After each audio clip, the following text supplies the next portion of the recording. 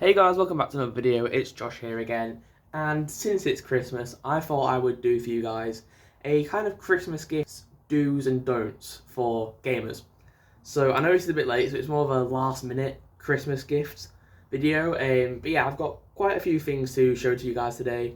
I'm going to go through it and tell you which ones you should buy and which ones you shouldn't buy for any type of gamer. So we're going to kick this one off with a classic. It's something that tends to get bought at Christmas for a lot of gamers every year. It's PlayStation Hits games. Now, if you know somebody who's trying to start off a PlayStation 4 collection, I know PlayStation 5 has just come out, but I know a lot of people are moving to PlayStation 4 this year. I would recommend buying PlayStation Hits games because, one, they're not breaking the bank, and two, they are some of the best games on PlayStation. So if we just have a look individually at these, so we've got God of War here. You can pick this up for about £15 for the PlayStation Hits edition. And if I open it up, there you go, you've got a little control. It's kind of like a manual, but it's not. It's a little insert. The controls insert, and then of course the full game disc. And you've also got games such as The Last of Us and Horizon Zero Dawn.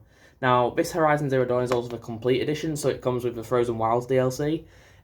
This comes with Left Behind as well, which you can buy. I think you can buy it standalone on PS4 on the PS Store. Yeah, this also comes with Left Behind, obviously all of the multiplayer content, and one of the best games on PlayStation. It still holds up to scrutiny today.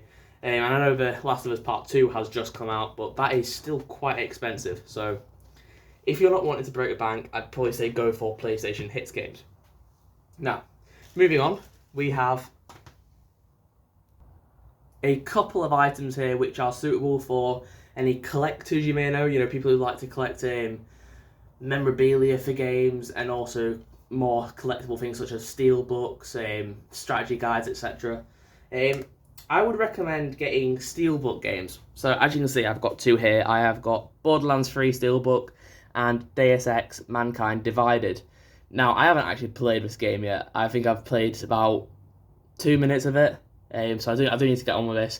This doesn't have a game in it because I have also got the game case, the regular plastic case. This goes in a protective sleeve so it doesn't get scratched or damaged. So if I open it up for you guys, there you go. As you can see, got a little steelbook logo down here. It's quite a cool collector's item to have. It looks outstanding on a shelf, especially when you stand it up like this. If I open it back up again, if you stand it up like that, it just looks outstanding. Obviously, you've got on the side the name of the game, and it just looks a lot cooler than a regular game case. Especially this one. I really like the look of this one on the front because it's kind of like whenever you shift it, the light changes, and it's really cool. I'm having a real nerd moment over this. But yeah, really cool steelbook. And if I open it up, this one does have the game disc inside, because that's how I bought it. I bought it from CEX when I first got my PS4. So yeah, and I still haven't touched it yet. Yeah, I do like steelbooks. They're some of my favourite things to have, but they're quite hard to come by, especially second hand. Obviously, there's a little bit of a scratch at the top, in the top right corner up here. I don't know if you can see, which isn't amazing, but this steelbook I did buy brand new. Anyway, moving on to the next item. Now, I'm just going to drop in a little disclaimer. This item that I've got for you guys here is not brand new. That's why it's got some phrase on the corner. So I haven't just bought it brand new. So this is not the condition you would receive it in if you were going to buy it online.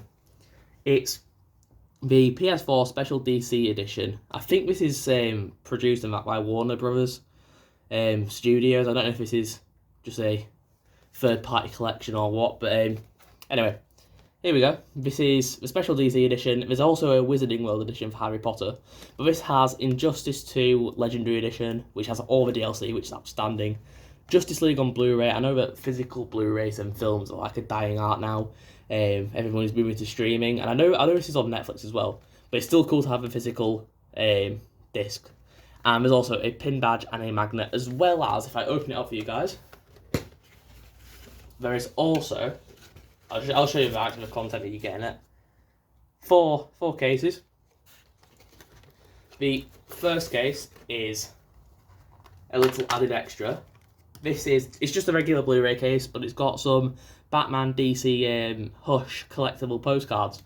They're not really postcards, but they're like little artworks. I don't know what you call them.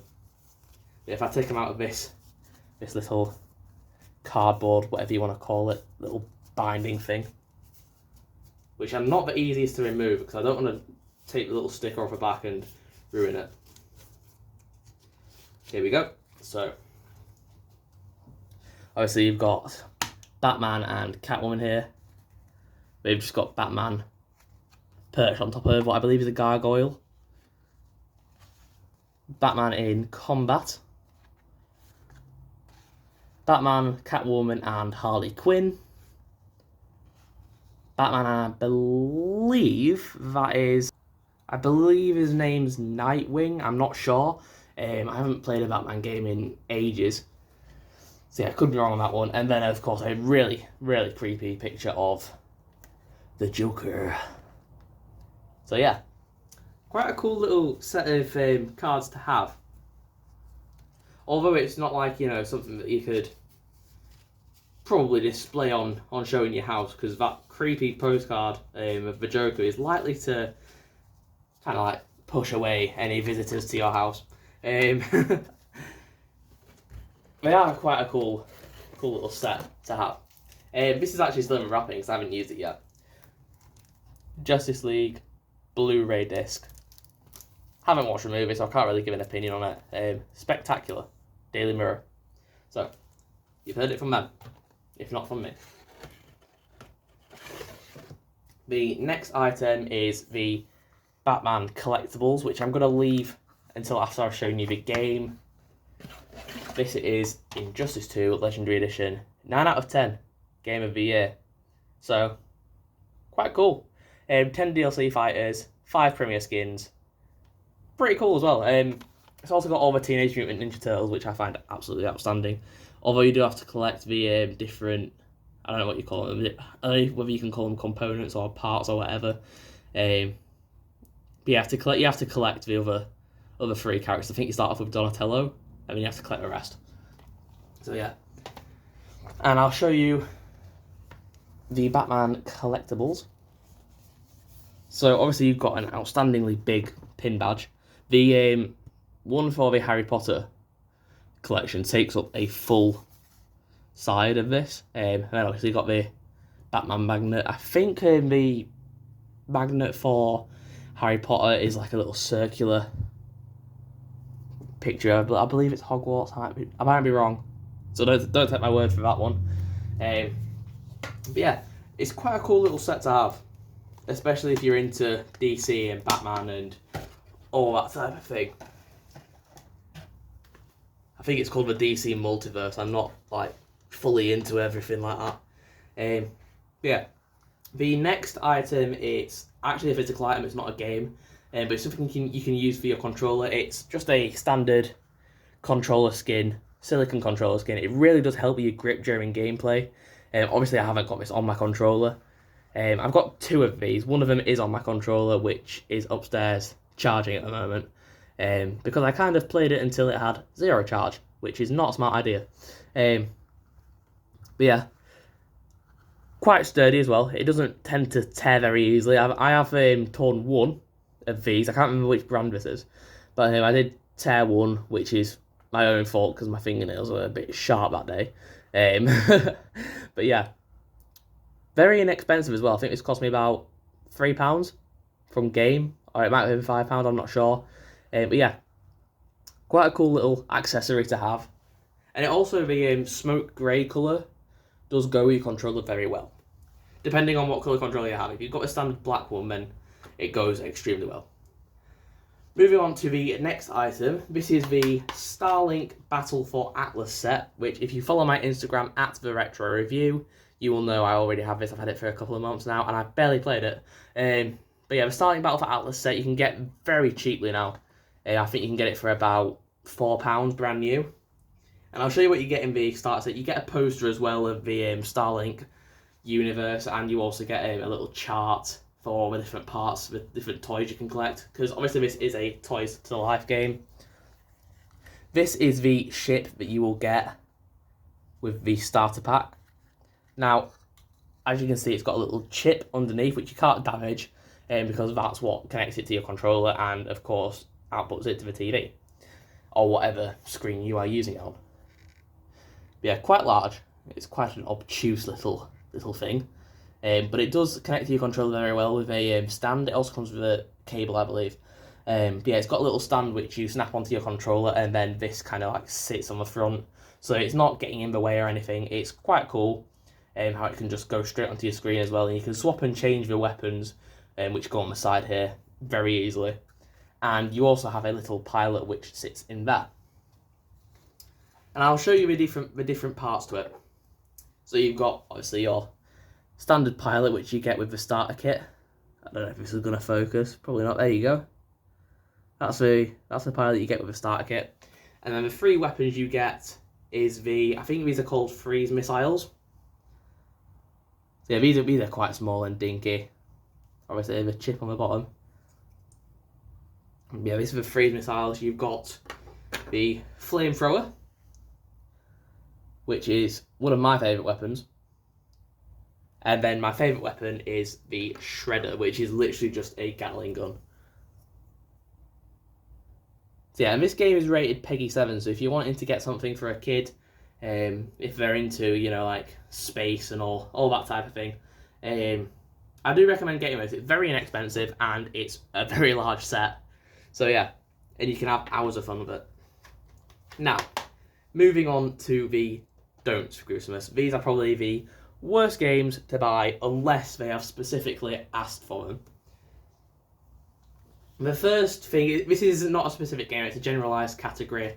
It's online-only games. Now, Battleborn is an online-only game. This is going to be shut down in January. And I still haven't completed it yet, so I really need to get on it. But yeah, online-only games, they've got a specific life, pretty much, which you can use them for. So Battleborn gets shut down in January. Need for Speed 2015 remake, well, it's not really a remake, it's a reboot. I really need to stop saying remake for reboots. That's going to be shutting down eventually, because that's online only, but I did love that game, and I also like this game, not as much as Need for Speed, but yeah, for all they are good games, it's not ideal for them to be shutting down. So yeah, I wouldn't say buy these because they do have a shelf life. And the next item, this is quite a big thing, but again, it's more of a generalised category. It's sports games. Now, unless somebody has asked you specifically for FIFA 21, I would not recommend getting sports games for people, because, again, they lose their value really quickly, and they're only going to want the next one next year, and it's just so expensive to buy them. Like PES 2017, it's pointless having that now because all the teams are wrong. Same with FIFA 19, teams are wrong. And obviously Leeds United is in the Premier League now, and it wasn't on FIFA 19 and wasn't on 20. So things do change very quickly, so it's not really worth spending the £50 buying them. Obviously Madden NFL 16, I've played this about once as well. So yeah, I wouldn't recommend, spending all your Christmas budget on sports games because, like I say, they lose their value within a year. F1 2016, when that first came out, it'll probably been about 40, 50 quid. I bought this for about £5. So yeah, it's not worth the monetary loss from it. Now, normally you can kind of get away with WWE games, especially with 2K20 being an absolute flop, 2K Battlegrounds getting not brilliant reviews, but again, it wasn't an awful game. I haven't played 2K20 because I don't warrant spending money on it, but 2K19 is a better game than 2K20, as is 2K18 to be fair. This has better graphics, I believe.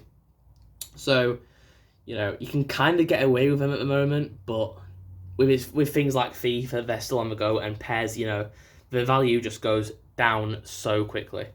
So yeah, it's not really worth it, especially if you're going to be buying these for somebody who will want to sell them in the future.